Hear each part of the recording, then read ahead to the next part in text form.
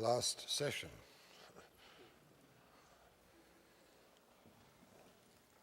It's, well, let's go to chapter 12. Just pick up two words which I didn't stress, but I want to stress them in verse 1 of chapter 12. Let us lay aside every weight and the sin which so easily ensnares us, and let's run with, I'm going to give you the literal expanded translation, long-term, cheerful endurance, the race set before us.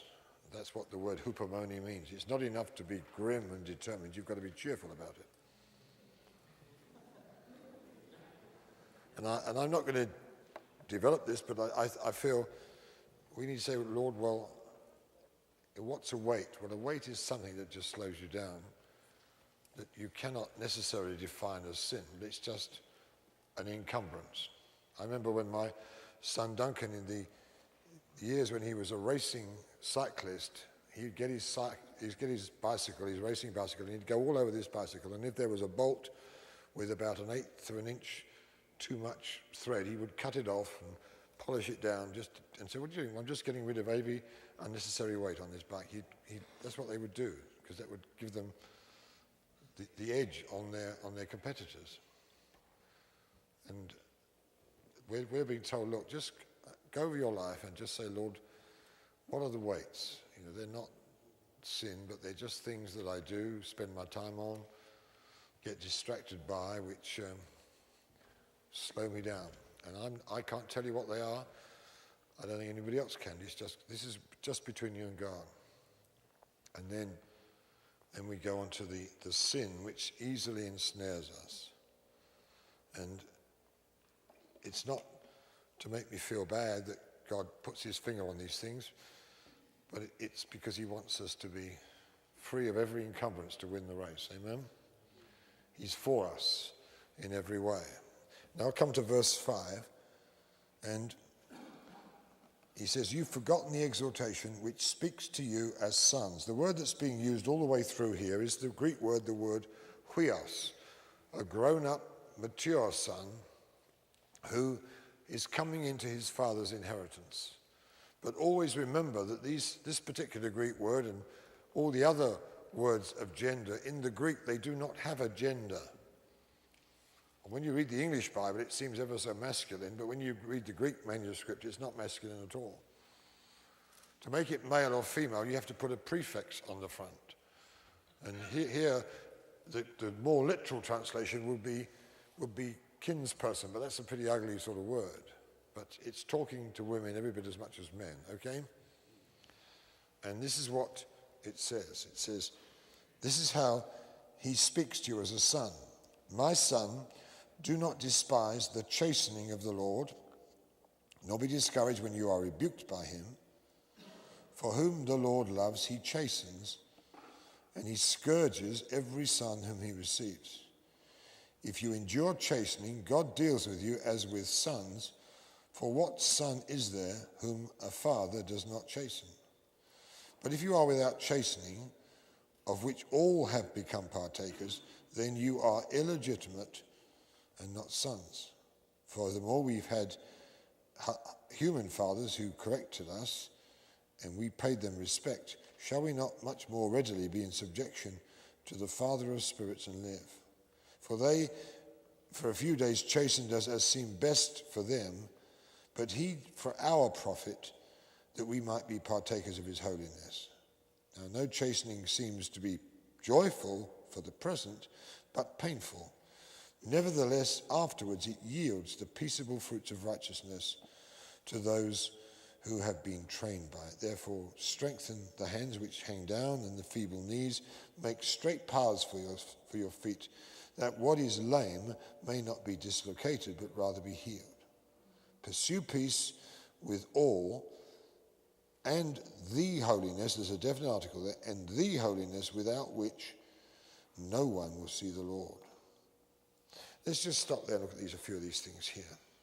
Now, in verse 5 and through to verse 11, you find that the word chasten comes, I think it's about 8 times. And we're being told that if you're serious about this race, and God is serious about this race, you're going to go through a certain experience, guaranteed, definite, which is called chastening. And the Greek word is the word,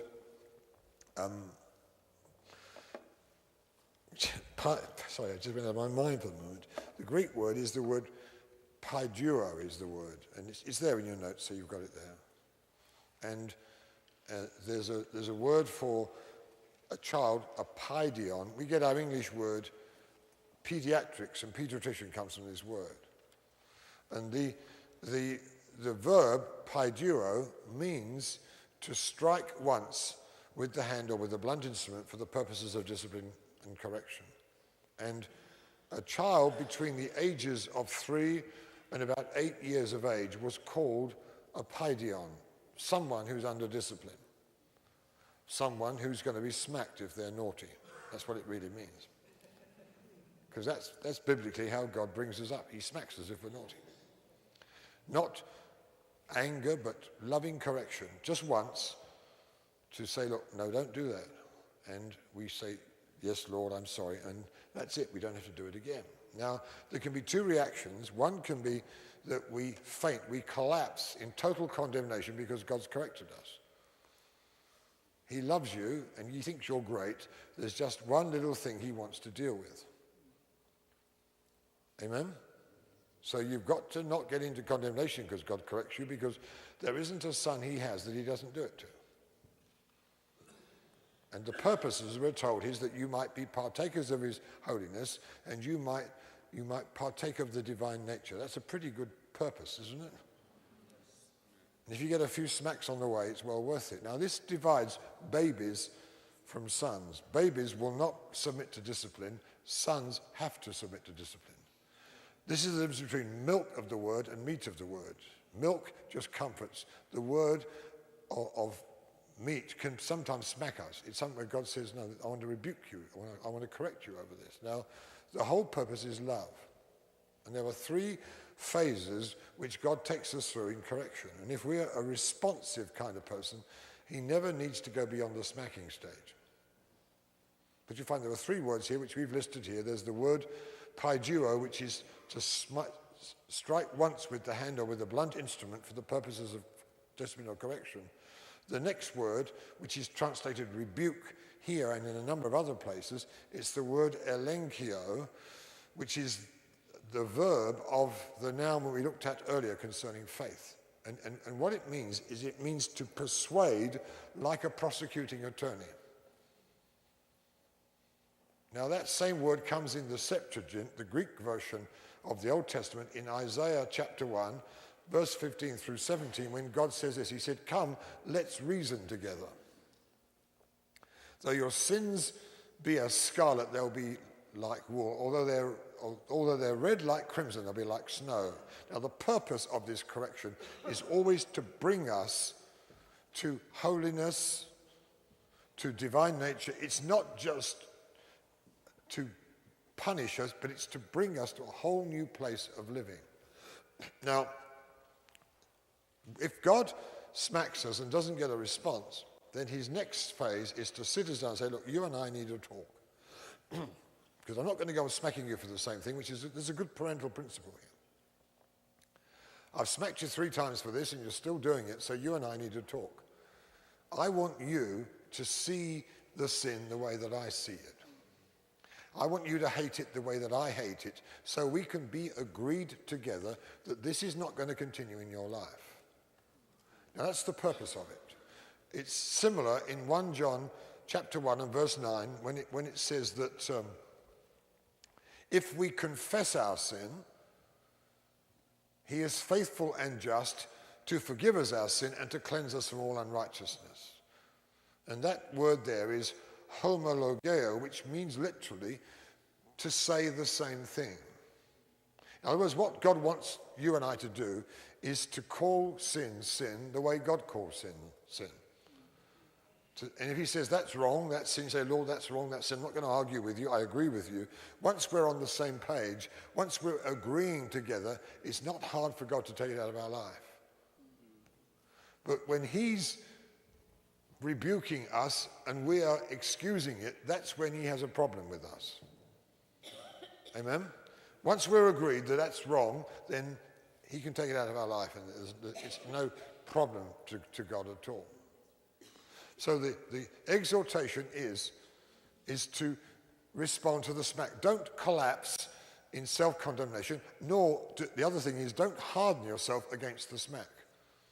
Because if you don't respond to the smack, God's got other degrees of correction which get more and more severe. After the smack comes the reason. He says, look, we need to talk. I want to show you this. Now you can see this working with the disciples. Here's a good example. We read in Matthew 18:1 for the first time that the disciples began to dispute, argue, or discuss which of them was going to be the greatest. And Jesus takes a child and puts it in the middle and says, look, it's not like that in the kingdom. If you're seeking for prominence or position, you don't understand the kingdom. You've got to become like a little child. If you want to be great, you become the servant of everybody. If you want to be outstanding, then you become like the youngest. And the trouble is that they didn't get the message. He smacked them, and there was no response, because we find no less than 8 times in the New Testament that the disciples are arguing, debating, discussing who or which of them is going to be the greatest. James and John, with their mother, they make a cunning move to get their family into the top dog position, which happens in some churches. Amen? Amen? And Peter and Andrew are hopping mad because they want their family to be the outstanding family. So you see all these dynamics here. Now, so Jesus says this no less than 8 times. You go through the Gospels, you can read this. And Peter seems to be absolutely deaf to the smack and absolutely deaf to the reason. Hello? Because it's in the upper room, in the middle of the upper room, when Jesus is in agony of soul, he's about to give his life upon the cross, and then we read in Luke 22, verse 24, they're still arguing about which of them is going to be the greatest. And Jesus says, Peter, Peter, Satan has desired you to sift you as wheat. I prayed the Father for you that your faith will not fail. In other words, what's happened is this, that Jesus cannot protect Peter indefinitely from what the devil wants to do to him because of his continuing disobedience. Now, the third stage of correction is what the Bible calls scourging. The Greek word is the word mastigoo. And we get our English word masticate comes from it. You know what that is? You chew things to bits and spit them out. I want you to see something as quickly as I can, because there was a young man that we meet in Acts chapter 19 for the first time called Alexander the Coppersmith. You remember that name? He was one of the 2 brothers of Simon of Cyrene, the 2 sons, I meant to say, of Simon of Cyrene, the guy who carried the cross. Rufus and Alexander were the 2 brothers, and the whole family was impacted by this because they became converted along with the mother. And Alexander was one of those sort of guys that you often meet in evangelistic people, this bravado, this courage. He wants to stand in the arena and he wants to proclaim Christ at the risk of his life. And you think, man, what an incredible on fire for Jesus young man. But the trouble is he's not correctable. I won't go to all the verses, it would take far too long, but you can do this for homework. You'll find that Paul has to say, well, he stoutly resisted our words. We tried to correct him, he wouldn't listen. Then he gets into an alliance with a guy called Hymenaeus, and the 2 of them start to spread false doctrine. And this guy is not being corrected by the apostolic father. He's resisting him because he's got this tremendous gift. And some people with tremendous gift, they are so incorrectable in their character defects. And instead of that gift becoming a servant to the church, they usually blow themselves and somebody else up with the gift because they would not receive correction. So we read on of how Alexander eventually makes shipwreck of his faith. And then Paul says, listen to this, I've delivered him to Satan that he might learn not to blaspheme. Now that's not vindictiveness. He cannot protect him any longer because the guy is willfully going on in constant rebellion against those who've been appointed to have authority over him. Now in Peter's case, Jesus has to release him to the devil, and Peter ends up denying the Lord, making a complete hash of everything, going off in total disgust, totally finished, and thinks he's no longer any use to anybody, goes back to his fishing for the third time, and the Lord finally calls him. And Peter finally makes the recovery. I could spend an hour on this, but you hear what I'm saying here.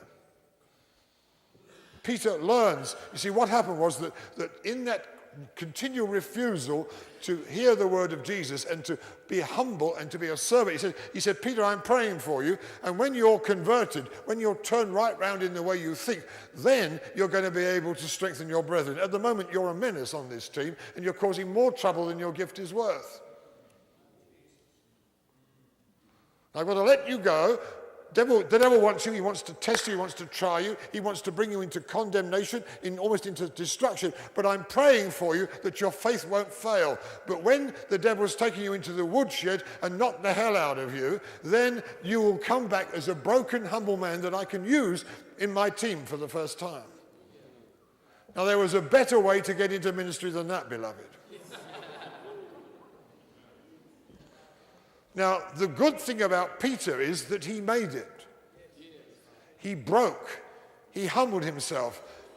If you look into the Gospels, you never find Peter and John ever doing anything together because they frankly don't like each other. These two families are in competition. Even after Jesus is risen from the dead and Jesus is repairing the relationship with Peter, John doesn't like that. And says, what are they talking about? Because I'm always the one that's intimate with Jesus. Now this Peter, he discreetly denies the Lord, does this terrible thing, and Jesus has taken him back as his beloved friend. This is too much. What are they talking about? And Jesus looks back and says, what's he following us for? Can you feel the love here? What's he following us for? And I tell you, you're never going to form a city-taking team with those sort of relationships.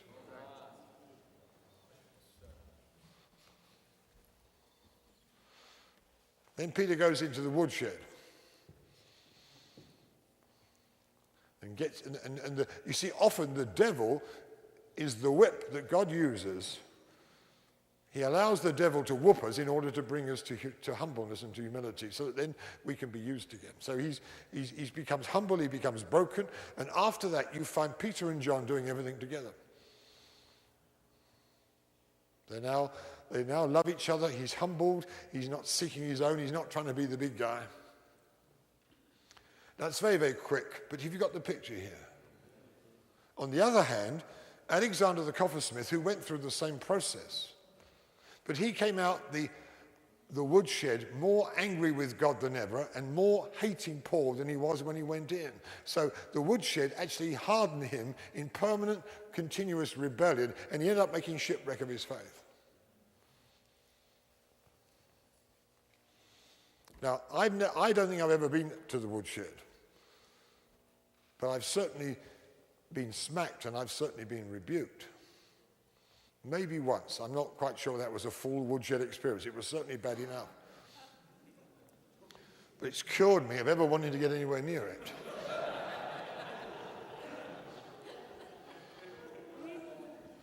If the Lord speaks to me, I say, yes, sir. I don't want to smack. I don't want the woodshed.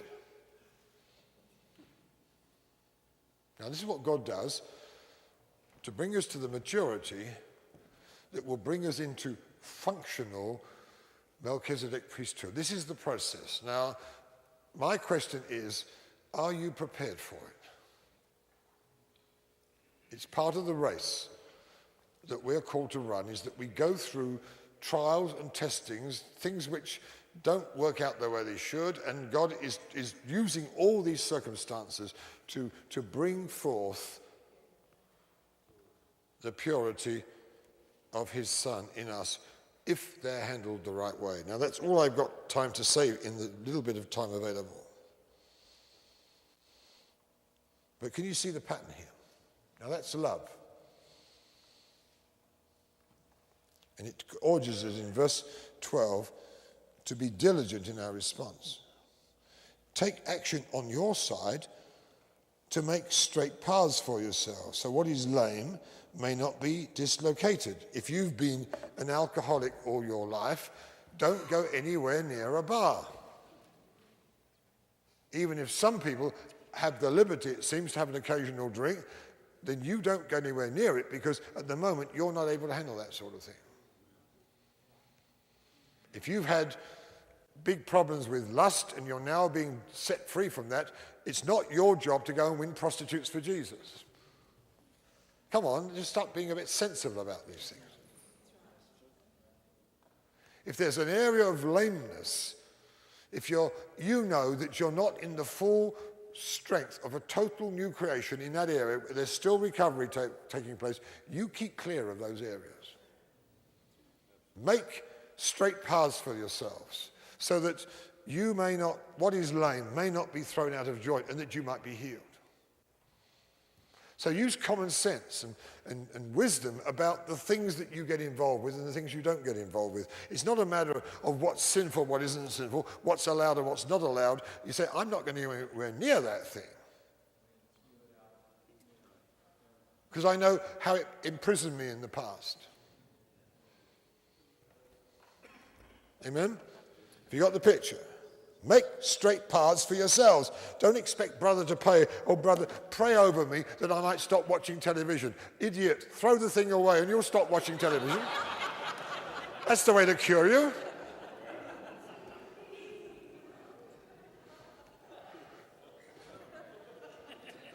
See, you've got to do some things for yourself.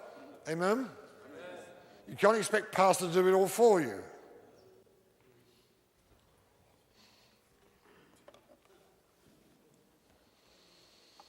Clean up your life, the way you spend your time, the company you keep, the movies you see. Come on, if you want to win this race, if you want to make it to the winning place, if you want to be part of this Melchizedek priesthood that's going to take a city and shake the world, then you can't fool around with these peripheral things. I've had so many people say, oh, brother, you ought to watch Braveheart. I don't want to watch, but there's such foul, filthy language. I don't want to be polluted with all that stuff. There's not a movie that I'm aware of, hardly, that's fit for Christians to watch without getting contaminated by. Oh, you're approved. Well, maybe, but I'm going to take a city while you don't.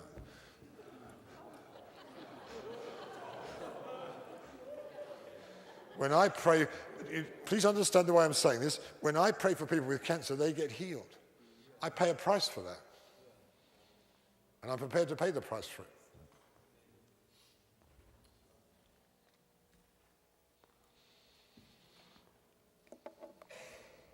It gets down. You see, you obviously realize that halfway through chapter 10, I didn't say so, but we moved into the practicalities. These are the practicalities.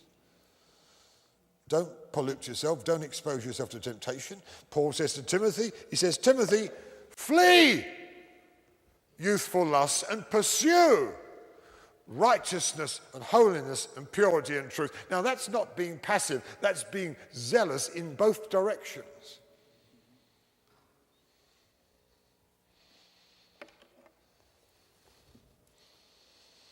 And particularly, we're told, watch for any root of bitterness.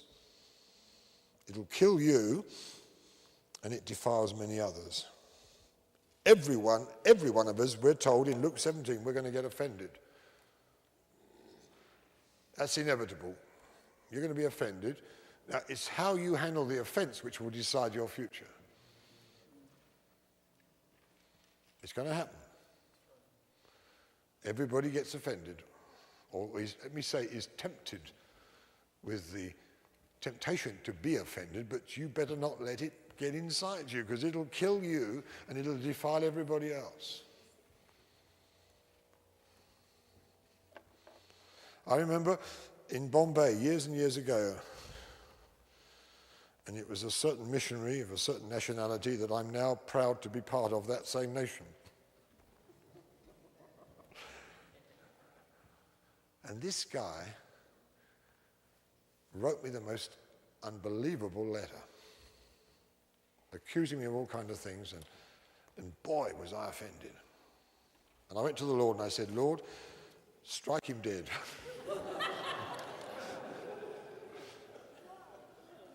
And he said, no. He said, I love him as much as I love you. I said, that's unfair. He said, Alan, it's essential that I teach you how to love the same way. You've got to love with Calvary. I said, no, Lord, that's too painful. He said, well, you've got to learn it. And I learned it and ended up praying for this man and seeing a transformation. But it was a battle of the will to let God shape me the way he wanted to shape me in response to this situation. But I thank God he did it, and I've had other interesting experiences down the years, which I'm sure you could tell me about your most painful experience too. But the question is there a root of bitterness? Verse 14, pursue peace with all people. Peace means that you make a bond of relationship with all people, not the ones that you like, that are your type, all people. Look carefully, lest there in any of you fall short of the grace of God, lest any root of bitterness spring up, causing trouble, and by this many are defiled. Lest there be any fornicator or profane person like Esau. I think fornicator, you understand, some sexually immoral person, but let's talk about this word profane. The word doesn't really mean the same in English today. It's not a good translation, because when we think of a profanity, we think of something blasphemous. But the word profane, which is not that word at all, it's the Greek was the word bebelos is the word, and it really means the exact opposite of holiness. It means common, it means worldly, it means secular, and so a profane person is just someone, if you like, who likes things which are not spiritual. That's the way I put it. Not necessarily sinful, but they're worldly. It's the best word I can think of right now.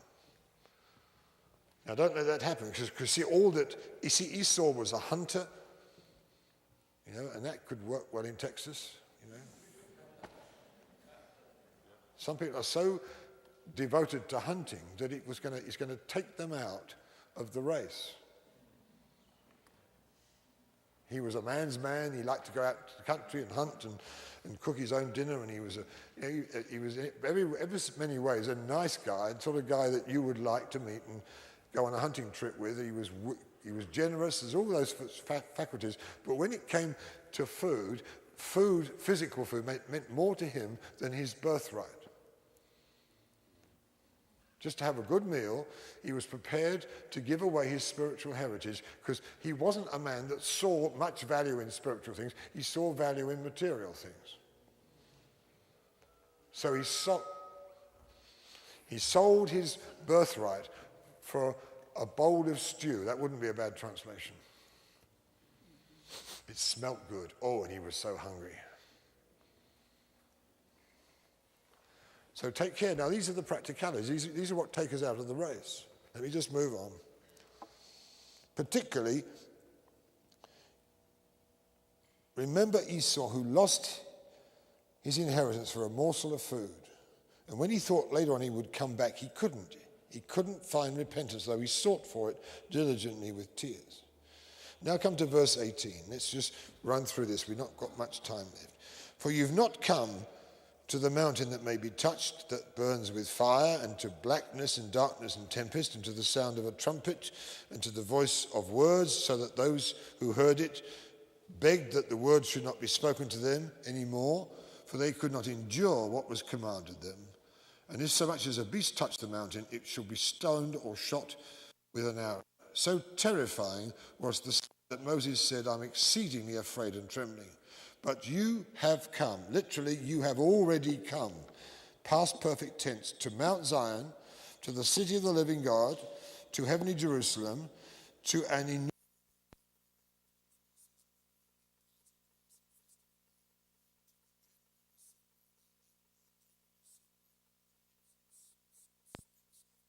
excited, festive gathering, like for example, the whole crowd gathering in excitement for the Olympic Games. It's got that sort of feel about it. And what he's basically saying is, look, you've got to choose which mountain and which city you're going to live in. You can decide for yourself which city, which mountain you're going to live in. If you live under the law, in the Jerusalem that now is, then you're going to have this as your experience.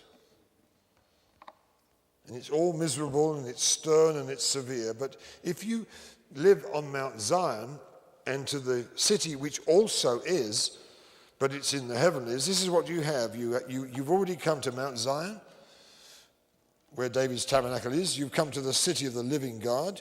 You've come to heavenly Jerusalem. You've come to an innumerable company of angels in party dress. It's all colour and excitement and fun and joy. I mean, one's dark and menacing and threatening and fearful, and the other is parties and fun. Now, which person in their right mind would choose the wrong city? And I tell you, David's tabernacle isn't a miserable place, it's a fun place. And God's going to show us more and more how to bring all the fullness of the arts. And they're going to have their place here in a way that we've not even had it revealed to us yet, what we can do to make this so exciting that it's the best show in town, and yet at the same time it's powerfully taking down strongholds. The angels are in party dress. That's what it literally says in the Greek. They're in party dress. They've come to have a ball. And those that come there are coming with the same excitement that people come to a big public festival, a big special event like the opening of the Olympic Games or maybe July the 4th celebrations. You know, everybody's come with excitement and everybody's excited and thrilled. And this is heavenly Jerusalem. It's not a miserable religious place. But to get there, you've got to be clean. And to live there, you've got to be holy. And it's a price worth paying. Amen? You come to an innumerable company of angels. You come to the general or to the excited, festive gathering and church of the firstborn, to the spirits of just men made perfect, to Jesus, the mediator of a new covenant, and the blood of sprinkling which speaks better things than Abel. And then we come to the fifth warning. Don't refuse him who speaks from heaven. See that you don't refuse him who speaks. We shall not escape if we turn away from him who speaks from heaven. You don't really have a choice. You can either choose to obey or disobey. And this particularly applies when he's getting ready to shake heaven and earth so as to remove all those things which can be shaken and to leave only that which cannot be shaken, and we need to heed his voice. Let's make sure we are receiving the kingdom which cannot be shaken. If your confidence is in the stock exchange, you could be in for big trouble. Possibly you already are. But the economy of the kingdom is impregnable. Amen? It really is. Let's come boldly by faith, fulfilling the conditions of holy living, receiving his loving discipline joyfully, and live with him within the veil.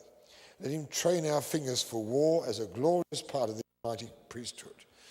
Now, can you see in those other clumsy words, can you see that what we get if we will just go through this process? To give up a few peripheral things which have taken more time and had more importance in our life than they should, to get rid of all that. And corporately, we produce, because it's, you see, it's not, you're not on your own in some private, holy closet. You see, that isn't what's pictured here. It's a picture of a festive company of people that are absolutely ablaze with joy and with life and colour and and power and all the creativity of this redeemed humanity is being given full release. It's going to be, I mean, I cannot imagine what the full tabernacle is going to look like when we get it done. It's going to be absolutely magnificent. And the power that's going to flow is going to change our society. And it's impregnable. It's the kingdom. It's unshakable. And I'm not going to refuse him that speaks from heaven, are you? But at the moment, he's deliberately, all over the world, you can feel it, he's shaking everything. Then we come on into chapter 13. We've got just a few minutes, and I'm going to close pretty well on time. I want us to just look at these things. It's a whole list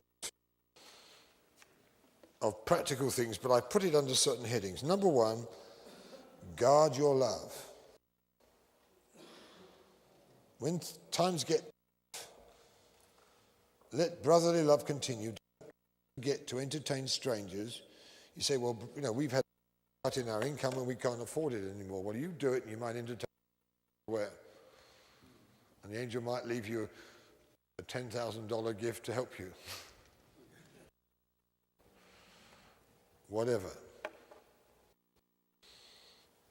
Look out for angels. In these times of trial, they are much more likely to show up. Notice that we're told again to remember the prisoners. There's going to be a certain percentage who will be because of their faith, and we are to be identified as those who are with them. The next exhortation, verse 4, is to guard your morals.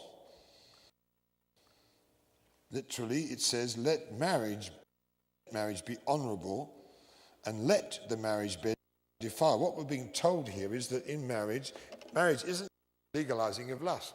Hello. A holy relationship, which is not obviously my subject, of the most wonderful purity, which is, God will teach us even physically how to be after his heart. And when that revelation comes, I tell you, you never have to read a book on how to pep up your sex life. It's absolutely wonderful when it's fullness of what God intended it to be. And even there, it's a giving and a taking. But outside of beautiful, holy, wonderful, fulfilling relationship that God so blesses, it's not just a cover-up for lust. Then anything else is... It doesn't matter what society says, what the law says. God hasn't changed. Amen? And sexual marriage and adultery, we'll still judge them.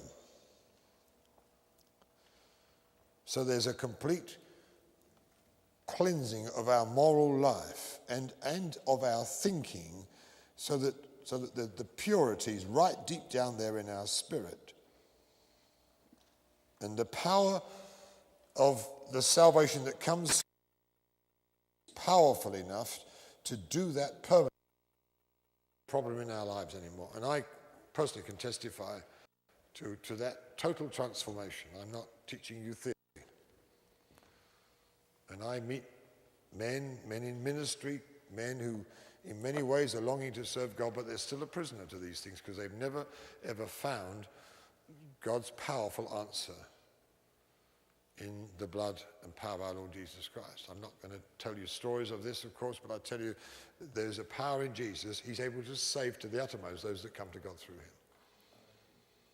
So it's not even a sweat. It's not anything. It's just, you just live in the absolute deliverance respects. Next we're told, it says in verse 5, let your conduct be without covetousness. Be content with such things as you have, for he himself has said, I will not leave you nor forsake you, so that we may boldly say that fear. What I want you to show you here is that most people longing for things is actually founded in fear, particularly when the economy is shaking. It's not greed, it's fear. And many, many people fear of financial or material possessions, and so they store things out of fear. And so they deliver to be delivered from fear and to listen to the word. This translates so beautifully. It says, I will not leave you or forsake you, or loose my hold upon you, or leave you in the lurch. I will not give you up. Certainly not. Never, never, never. There are three negative language. Therefore, God being my helper, what shall I fear? What can men do to me? And when you've got that sort of utter security in your Father providing for his beloved Son without fail, whatever the economy is doing, then you don't need to run around trying to get things for yourself. You just live in the dependence of God.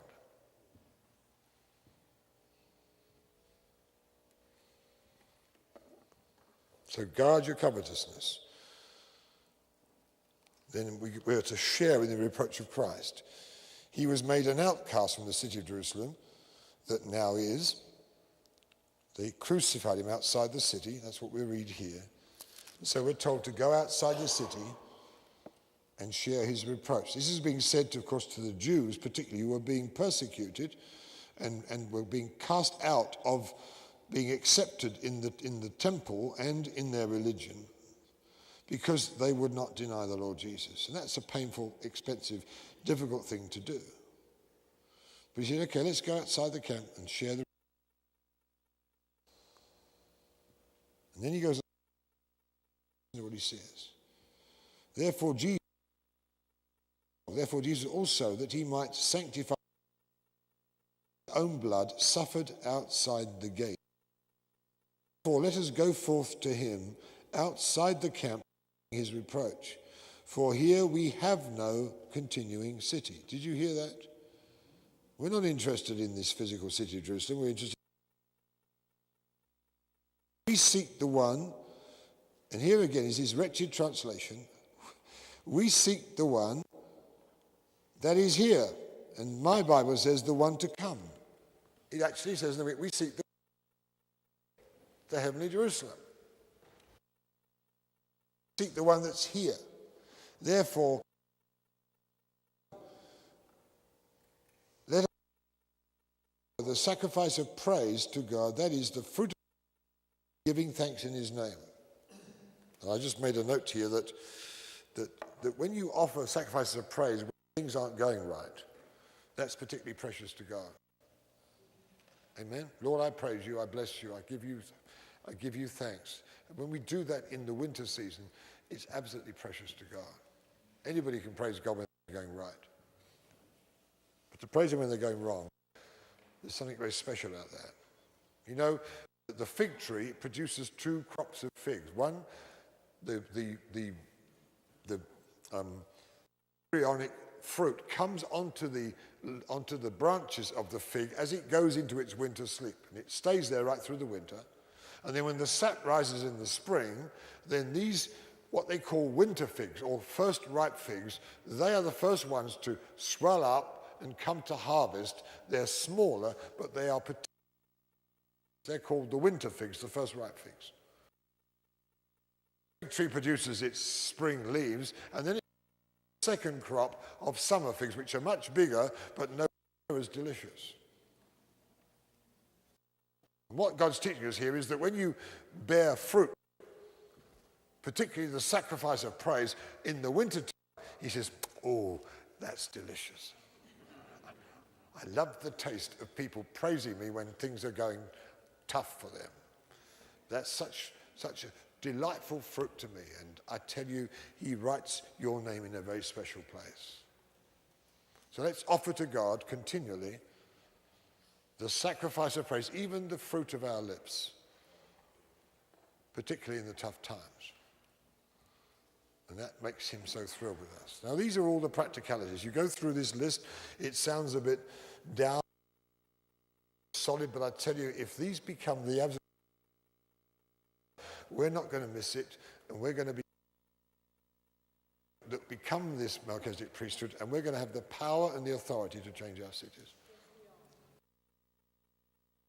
But we've got to finally get down to these reliable, consistent, whatever the I'm going to praise God. Do good and to share, for God is well pleased. Verse 7. It was there.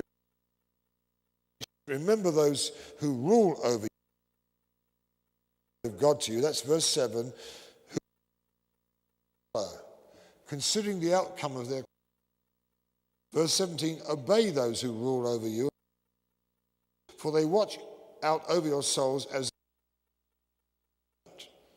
Verse 24, rule over you and all the saints.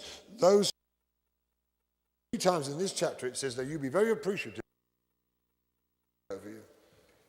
You give them the right, you look to those that are the right example, and that's going to be your safeguard. Takes care of his flock through by the right kind of shepherds having the right kind of loving, life-giving rule. If you're out on your own doing it, even if it's supposedly very dangerous times to be on. When I was a kid, between the ages of 9 and 6, through the Second World War, on food being brought from the United States of America. We had relatives, and we had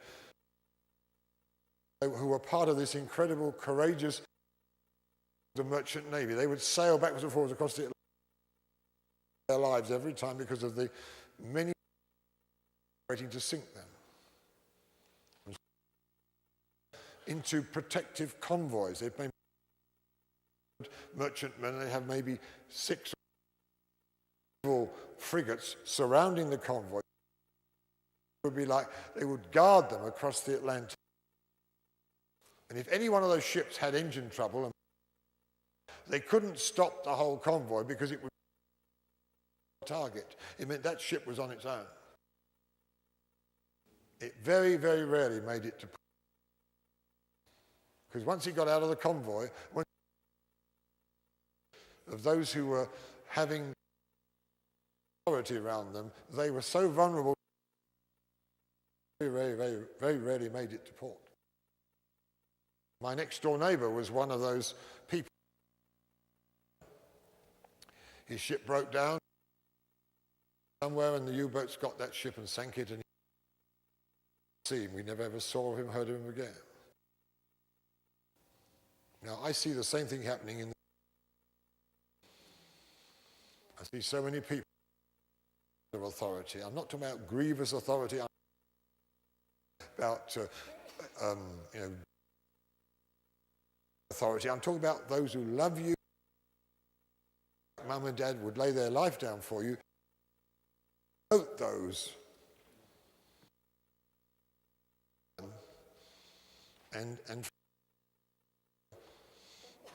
give them where you serve them and obey them, and then we're into the post-conflict period, because there's a conflict coming. I sense it in my spirit as I've been preparing this. I've been at times in great solemnity what's coming upon us, but it's the coming upon through and the revival that we've been crying out for. Darkness before the breakthrough comes. Went through at the time the book of Hebrews knocked its horns with the principalities of empire, and for maybe 25 years out the other side came this glorious the gospel of Jesus Christ across the whole of Europe.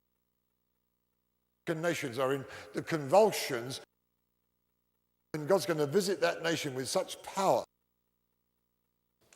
that it's going to be transformed. I see God come to rescue Europe from its decading. But there are principalities that are going to rise in the church, and they're going to say, oh yeah, oh yes we are. We're going to crush, we're going to fulfill the conditions of Jesus to be the Melchizedek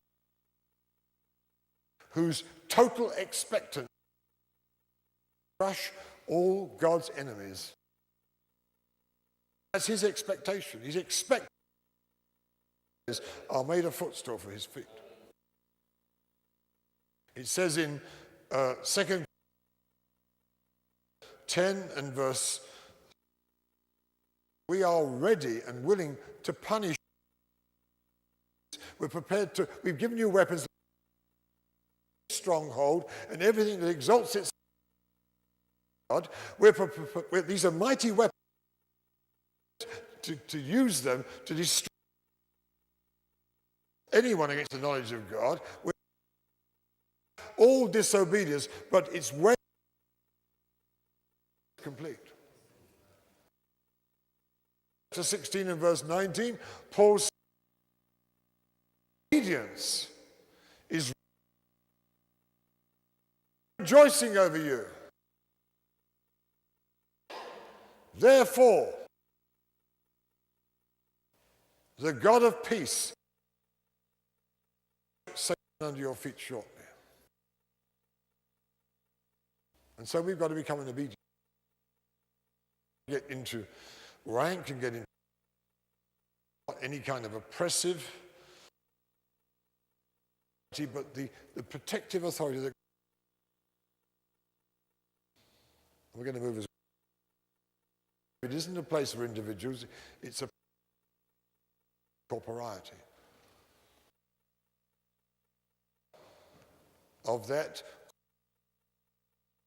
joined to its glorious head. Magnificent priest who's not wearing dirt.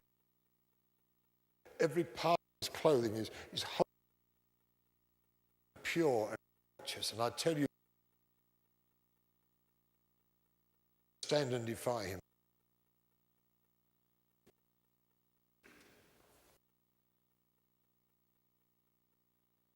Through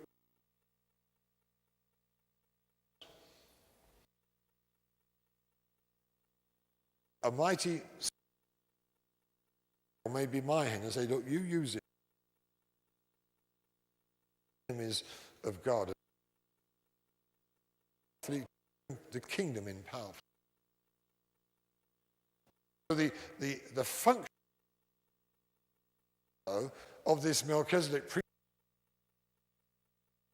body, if you like, is the director of every word, but it's the body that performs the acts together. We will need a place of our own. I think in every building that you can turn into goes on in the building. That's what happens on earth, but which will become so. And we're going to, and you're going to do it in where or city you. That God is, and the tabernacle indwelt has popular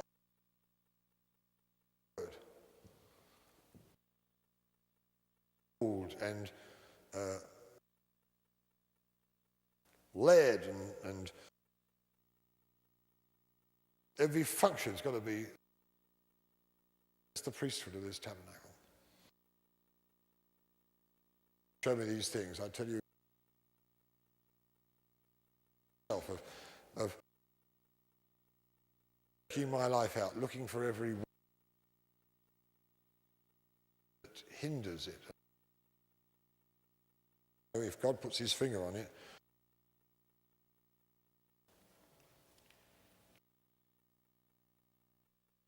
we are going to be, well, to these Jewish people. They responded to an incredible tough time and came out the other side.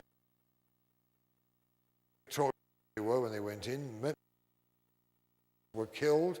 Many went to jail, but it just made it more powerful. Then they went through another persecution under, and at the end of those 14 years, they came out to just cast down and defeat and fill Europe with the kingdom of God. There wasn't a city in the whole of Europe within 50 years not now yielded to the rule of Jesus Christ. That had any voice, everybody had turned to Jesus Christ. There wasn't a that didn't dare honor his name. It was incredible. 50 years. And it all happened as a result of the Melchizedek priesthood. And these Jews leaving the peripheral embryonic revelations to come into the real thing.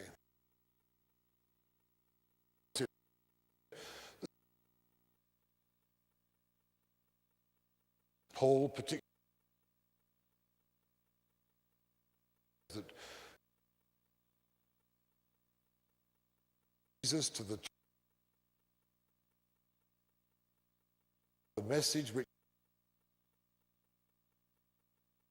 and there was became this war.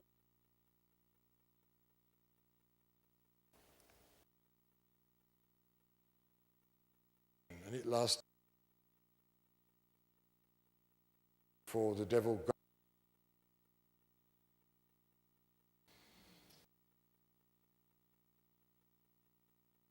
He said everything that the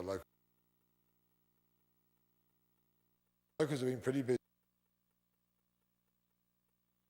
the last 100 years. They heritage, but God and Africa is going to the glory. He is going to just be finished.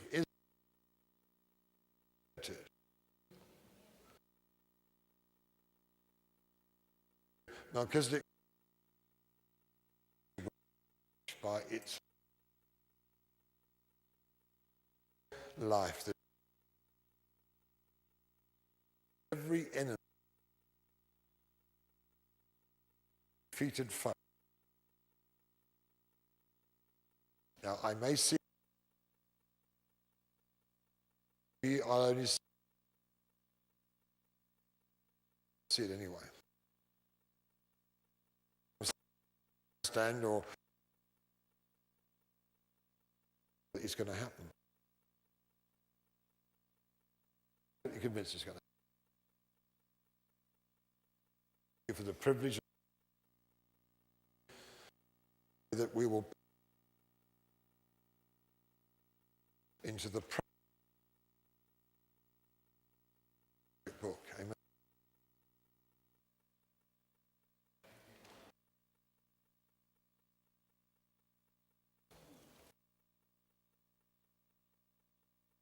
To have a, by the way, this hurricane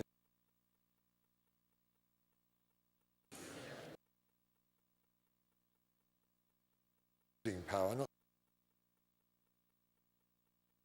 apparently